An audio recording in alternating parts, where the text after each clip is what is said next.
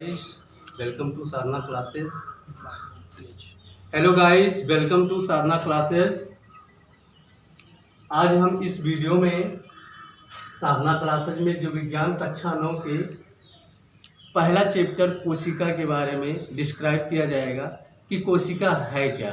तो आइए हम लोग जानते हैं कि कोशिका किसे कहते हैं, कोशिका कितने प्रकार के होते हैं और कोशिका सिद्धांत क्या है। सारी चीज़ों के बारे में आज जानकारी दिया जाएगा। कोशिका को इंग्लिश में सेल कहा जाता है। हम लोग सबसे पहले चलते हैं कोशिका के डिफिनीशन के बारे में। तो डिफिनीशन क्या होता है? कोशिका जीवन की संरचनात्मक एवं क्रियात्मक इकाई होती है। Cell is the structural and functional unit of life. कहने का मतलब क्या हो गया? कोशिका जीवन की संरचनात्मक एवं क्रियात्मक इकाई होती है। जिस प्रकार भवन निर्माण के लिए भवन का सबसे छोटी यूनिट, सबसे छोटी इकाई ईंट मानी जाती है, इन दी सेम वे ठीक उसी प्रकार किसी भी जीव की संरचना में, चाहे वो प्लांट बॉडी हो चाहे एनिमल बॉडी हो, उनके शरीर की सबसे छोटी इकाई कोशिका ही मानी जाती है। तो कोशिका का डिफिनीशन क्लियर हो गया। क्या होता है? कोशिका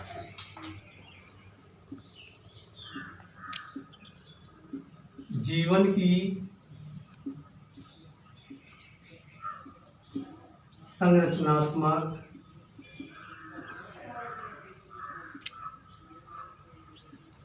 एवं क्रियात्मक, कोशिका जीवन की संरचनात्मक एवं क्रियात्मक इकाई होती है।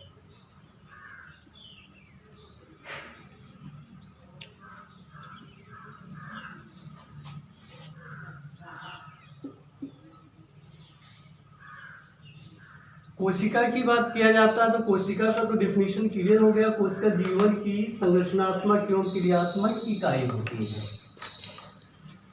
अब चाहे जीव हो, चाहे वनस्पति हो, चाहे वो प्लांट बॉडी हो, चाहे एनिमल बॉडी हो, उनके शरीर की सबसे छोटी इकाई कोशिका हुई। कोशिका की बात करते हैं तो आपको हम संक्षिप्त में समझा रहे हैं कि कोशिका है क्या।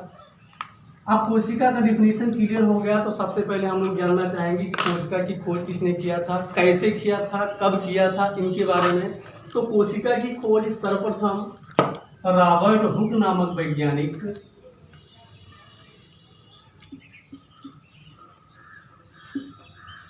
कोशिका की खोज सर्वप्रथम रॉबर्ट हुक नामक वैज्ञानिक ने 1665 ईस्वी में किया था। इन्होंने लकड़ी के काष्ठ कैम्बियम को एक पतला स्लाइड काटकर सूक्ष्मदर्शी द्वारा अध्ययन किया तो उनको मधुमक्खी के छत्ते नुमा संरचनाएं दिखाई दी। रॉबर्ट हुक ने कार्क कैम्बियम का एक पतला स्लाइड काटकर सूक्ष्मदर्शी पर अध्ययन किया तो उनको सूक्ष्मदर्शी के अंदर मधुमक्खी के छत्ते नुमा संरचनाएं दिखाई दी, जिसे इन्होंने कोशिका का नाम दिया। कोशिका वास्तव में जीवन की संरचनात्मक एवं क्रियात्मक इकाई होती है। मुख्य रूप से कोशिका दो प्रकार की होती है, या तो प्रोकैरियोटिक कोशिका होती है या तो यूकैरियोटिक कोशिका होती है। तो सबसे पहले आप लोग ये जान लीजिए इस वीडियो में कि प्रोकैरियोटिक कोशिकाएं क्या होती हैं और यूकैरियोटिक कोशिकाएं क्या होती हैं। कोशिका मुख्य रूप से दो ही प्रकार का होता है, या तो प्रोकैरियोटिक कोशिका होता है या तो यूकैरियोटिक कोशिका होता है। लेकिन प्रोकैरियोटिक कोशिका की संज्ञा हम उनको देते हैं जो इस सृष्टि पर, इस धरती पर सबसे पहले जो आए। जैसे वो प्रोटोजोन हो गए, बैक्टीरिया हो गए। अब एक कोशिका जीव में प्रोटोजोन की बात करते हैं, अमीबा, पैरामीशियम, एंगुलिना, या बैक्टीरिया, क्लेमाइडोमोनास, ये सारे जो है प्रोकैरियोटिक एनिमल के अंतर्गत आते हैं। तो प्रोकैरियोट और यूकैरियोट को हम डिस्क्राइब करते हैं संक्षिप्त में, फिर इसके बाद फिगर बना के आपको डिटेल में समझाया जाएगा। तो कोशिका मुख्य रूप से दो प्रकार की हुए। पहला हो गया प्रोकैरियोटिक कोशिका, प्रोकैरियोटिक कोशिका। दूसरा यूकैरियोटिक कोशिका। अब इंग्लिश में हम लोग इसको बोलेंगे prokaryotic cell.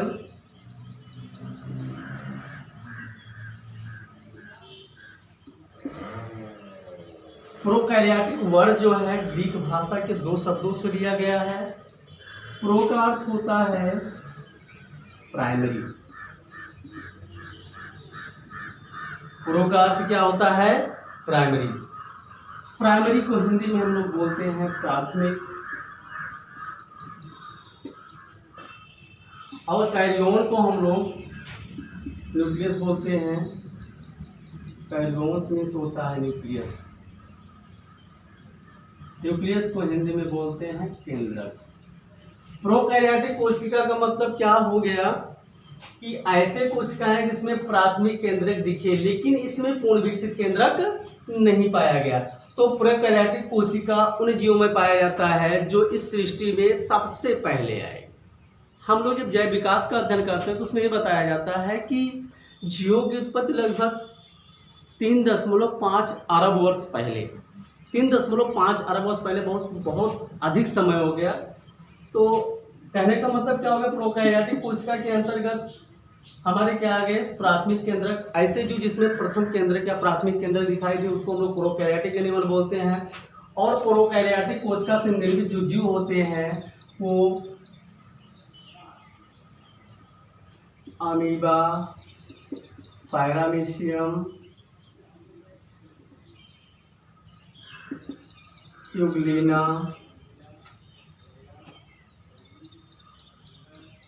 Bacteria, Chlamydomonas, etc। Amoeba, paramecium, Euglena, bacteria, Chlamydomonas, etc। ये हमारे जितने भी कोशिकीय जीव हैं स्टार्टिंग में आए, इनका अध्ययन हम लोग प्रोकैरियोटिक कोशिका के अंतर्गत करते हैं। प्रोकैरियोटिक कोशिका में अगर मुख्य रूप से देखा जाए तो जो इसमें अनुवांशिक पदार्थ या न्यूक्लिक प्रोटीन होते हैं, न्यूक्लिक अम्ल होते हैं, तो न्यूक्लिक अम्ल आपको पता होना चाहिए कि डीएनए और आरएनए होता है। लेकिन कुछ जीव ऐसे होते हैं जिसमें अनुवांशिक पदार्थ डीएनए और आरएनए दोनों में से कोई भी पाया जा सकता। उसी प्रकार इसमें कंडीशन होता है प्रोकैरियोटिक कोशिकाएं से निर्मित जितने भी जीव होते हैं इसमें अनुवांशिक पदार्थ कभी कभी आरएनए भी देखा जाता है और कभी कभी डीएनए भी होता है। प्रोकैरियोटिक कोशिका ऐसी कोशिकाएं होती हैं जिनमें वास्तविक केंद्रक नहीं पाया जाता है। कहने का तात्पर्य क्या हो गया? प्राथमिक केंद्रक की तो संज्ञा इसको दिया जाता है लेकिन वास्तविक केंद्रक नहीं पाया जाता है। कहने का मतलब पूर्ण विकसित केंद्रक नहीं होता है। केंद्रक में पाए जाने वाले जो प्रोकैरियोटिक कोशिका में केंद्रक पाए जाते हैं उसमें प्रोटीन और न्यूक्लिक अम्ल जो पाए जाते हैं वो डीएनए और आरएनए, लेकिन केंद्रक कला के अभाव में पाए जाते हैं। उसमें केंद्रक कला का क्या होता है? अभाव होता है। इससे मान लीजिए केंद्रक का है तो केंद्रक का बाहरी आवरण केंद्रक झिल्ली कहलाएगा।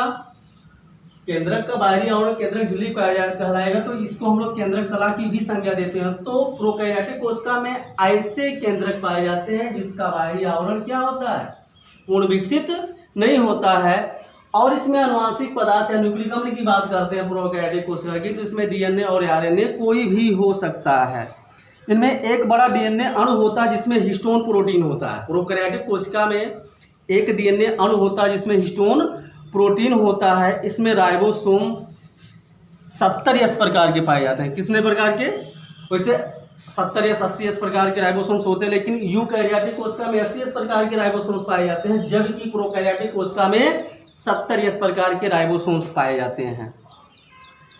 इन कोशिकाओं में जैसे हम लोग यूकैरियोटिक कोशिका की बात करते हैं तो यूकैरियोटिक कोशिका में बहुत सारे कोशिकांग पाए जाते हैं। न्यूक्लिक अम्ल हो गया, केंद्रक हो गया, राइबोसोम हो गया, माइटोकॉन्ड्रिया हो गया, गाल्गी बॉडी हो गया, इन सारी चीज़ें पाए जाते हैं। किंतु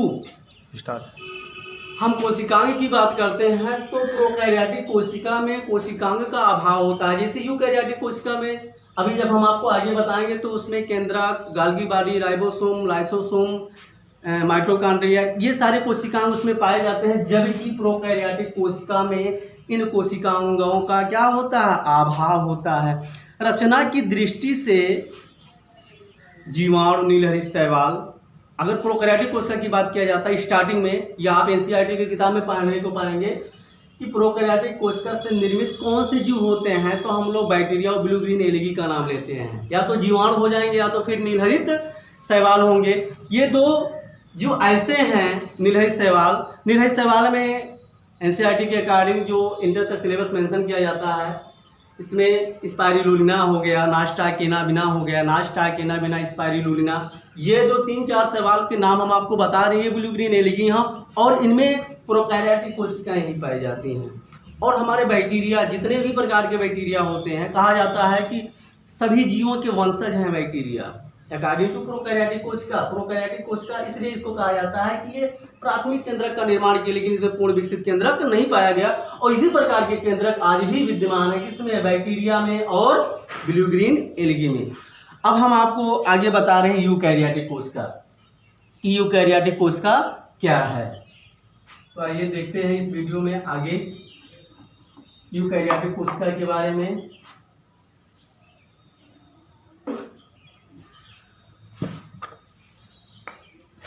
यूकैरियोटिक कोशिका, यूकैरियोटिक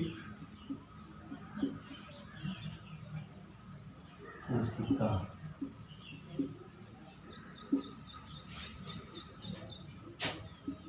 को इंग्लिश में यूकैरियोटिक ही बोला जाता है। ये भी ग्रीक वर्ड्स है यूकैरियोटिक, जिसका शाब्दिक अर्थ अभी हम आपको बता रहे हैं कि क्या होता है यू। अभी हम प्रो की बात कर रहे हैं, तो प्रो का मतलब प्राइमरी होता था। ये भी ग्रीक वर्ड्स है जो ग्रीक भाषा के दो शब्दों से मिलकर बना है। यू का अर्थ होता है ट्रू। ट्रू का मतलब आप लोग जानते ही होंगे, क्या, वास्तविक या सत्य, ये तो माना जाता है, सत्य या वास्तविक।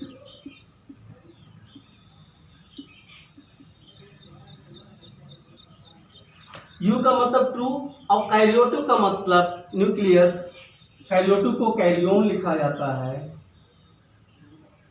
जिसका इंग्लिश होता है न्यूक्लियस। न्यूक्लियस मीन्स अभी आपको बताया ही गया था, इसका क्या अर्थ होता है, केंद्रक।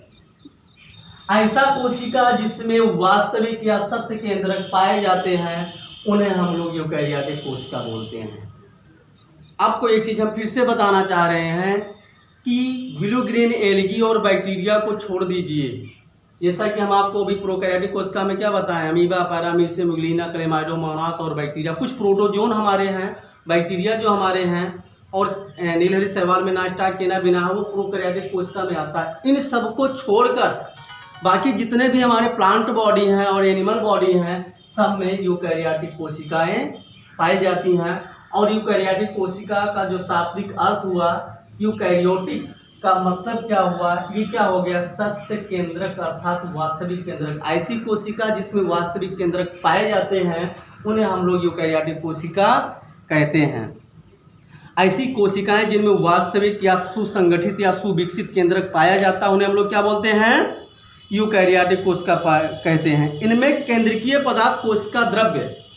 अब हम आपको यूकैरियोटिक कोशिका का थोड़ा सा डिस्क्राइब करेंगे कि वास्तव में यूकैरियोटिक कोशिका क्या है, थोड़ा सा डिस्क्राइब करेंगे। तो यूकैरियोटिक कोशिका, अभी प्रोकैरियोटिक कोशिका आपको बताया गया। यूकैरियोटिक कोशिका मतलब ऐसी कोशिकाएं जिसमें वास्तविक या सुविकसित या सुसंगठित केंद्रक पाया जाता है, उन्हें हम लोग प्रोकैरियोटिक कोशिका बोलते हैं।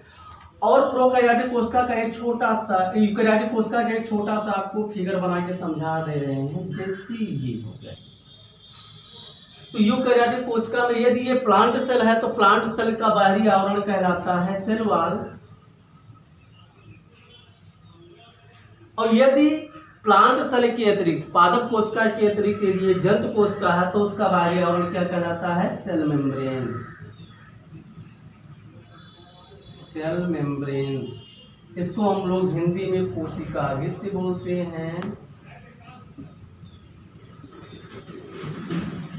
और इसको हम लोग हिंदी में कोशिका झिल्ली बोलते हैं, कोशिका झिल्ली।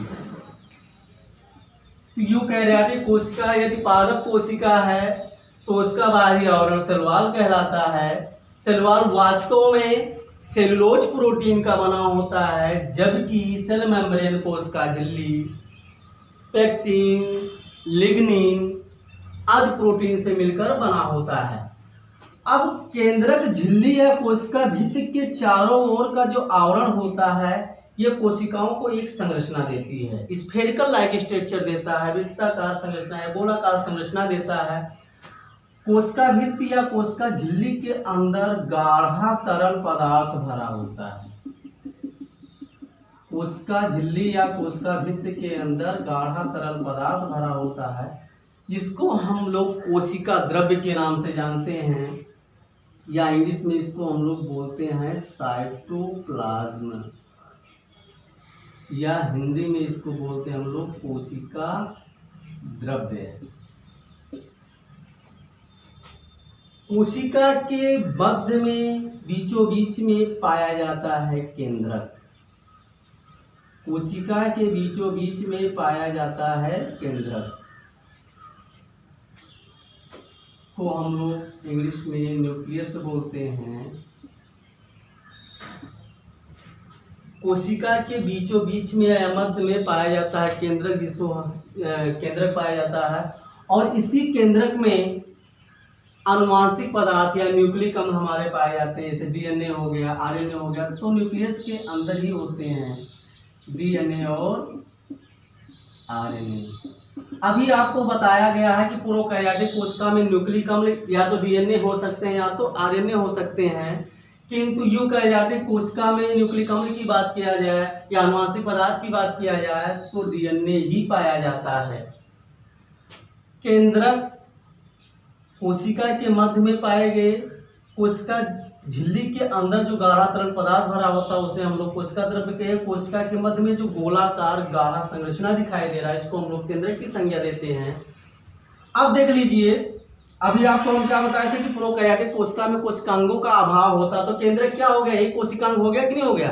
अब कोशिकांग का हम डिफिनीशन छोटा सा आपको बता दे रहे हैं कि कोशिका झिल्ली के अंदर जो गाढ़ा तरल पदार्थ हो रहा होता है, कोशिका द्रव्य में जो छोटी छोटी सूक्ष्म संरचनाएं और दिखाई देती हैं, यानी कोशिका द्रव्य में जो छोटी छोटी सूक्ष्म संरचनाएं दिखाई देती हैं, उन्हीं को हम लोग कोशिकांग की संज्ञा देते हैं। और कोशिकांग हमारे केंद्रक हो जाएंगे, राइबोसोम हो जाएंगे, लाइसोसोम हो जाएंगे, माइटोकॉन्ड्रिया हो जाएगा, एंडोप्लाज्मिक रेटिकुलम हो जाएगा, अंतःप्रद्रव्य जालिका हो जाएगी। ये सारी चीज़ें क्या हैं, कोशिकांग हैं। तो जैसे हम आपको एक डिस्क्राइब किए हैं केंद्रक का, केंद्रक एक क्या हो गया, कोशिकांग हो गया। माइटोकॉन्ड्रिया की बात करते हैं, ये भी कोशिकांग हो गया।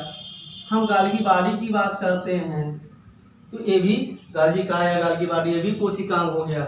लाइसोसोम की बात करते हैं तो ये भी स्फेरिकल लाइक स्ट्रक्चर होता है।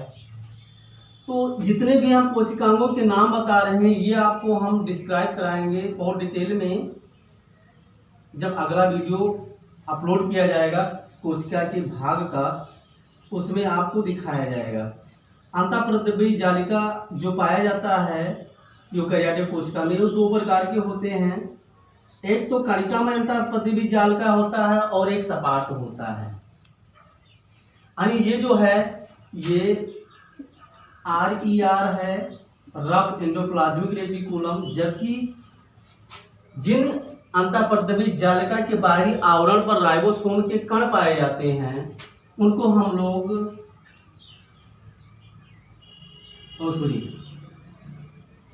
रफ, तो ये हो जाएगा ये रफ, और ये जो हो जाएगा ये हो जाएगा SER, स्मूथ एंडोप्लाज्मिक रेटिकुलम। ये जो चिकना वाला है इसको हम लोग सपाट अंतःप्रद्रव्य जालिका बोलते हैं। जबकि जो कणिकामय है, कणिकामय का मतलब क्या हो गया, ऐसा अंतःप्रद्रव्य जालिका जिसकी बाहरी सतह पर राइबोसोम के कण पाए जाते हैं, उन्हें हम लोग अंतःप्रद्रव्य जालिका, कणिकामय अंतःप्रद्रव्य जालिका कहते हैं। चलो, यूकैरियोटिक कोशिका में, प्रोकैरियोटिक कोशिका में तो कोशिकांगों का अभाव था, जबकि यूकैरियोटिक कोशिका में टोटल कोशिकांग पाए जाते हैं। हम कोशिकांग कहते किसे हैं, ये चीज़ तो हम आपको बता ही दिए हैं, लेकिन इसमें जान लीजिए आप कि माइटोकॉन्ड्रिया, गाल्गी बॉडी, सेंट्रोसोम, राइबोसोम, केंद्रक, कोशिका द्रव्य, लाइसोसोम। इसके इसमें जो राइबोसोम पाए जाते हैं वो 80s प्रकार के होते हैं। कैसे होते हैं? 80s प्रकार के, जबकि प्रोकैरियोटिक कोशिका में क्या बताए थे, 70s प्रकार के राइबोसोम पाए जाते हैं। और जो कोशिकाओं में ये राइबोसोम पाए जाते हैं, इनका मुख्य कार्य क्या होता है? प्रोटीन का संश्लेषण, synthesis of protein is a function of ribosome. Ribosome का जो मुख्य कार्य है वो कुल मिला के प्रोटीन का संश्लेषण है। और आप जानते ही हैं, जब तक प्रोटीन का संश्लेषण नहीं होगा तब तक सेल डिवीजन संभव नहीं हो, शारीरिक ग्रोथ संभव नहीं है कि हो पाए। तो कोशिका की संरचनात्मक एवं क्रियात्मक इकाई जो चैप्टर है आपका कोशिकालेशन, इसमें आपको हम अभी कोशिका का एक डायग्राम या एक फॉर्मेट आपको बता रहे हैं। इसका अगला टॉपिक हम अगले वीडियो में आप तक पहुंचाएंगे। तब तक के लिए जय हिंद, नमस्कार।